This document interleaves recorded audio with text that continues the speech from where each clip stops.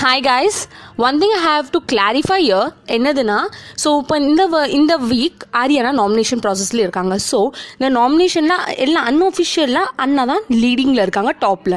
So இப்போ நிறைய பேருக்கு என்ன மைண்ட் செட் ஆகிட்டுனா, ஓகே நம்ம அண்ணா தான் லீடிங்கில் இருக்காங்களே, அப்போ நம்ம ஓட்டை ஸ்ப்ளிட் பண்ணி போடலான்னு 50 ஓட்ஸ்லேருந்து 25 அண்ணாக்கு போட்டு மிக்சருக்கு 25 மற்ற கண்டெஸ்டன்ட்க்கு நீங்கள் சேவ் பண்ண நிறைய பேர் அது போடுதாங்க ஓட்டிங் இதில். ஸோ ப்ளீஸ் இதை ஸ்டாப் பண்ணுங்கள். வெறும் ஃபுல் ஓட் நம்ம அண்ணாக்கு மட்டும் தயவு செஞ்சு போடுங்க. லாஸ்ட் இயர் பிக் பாஸ் 3ல் இதே தான் தர்ஷனுக்கு நடந்துச்சு.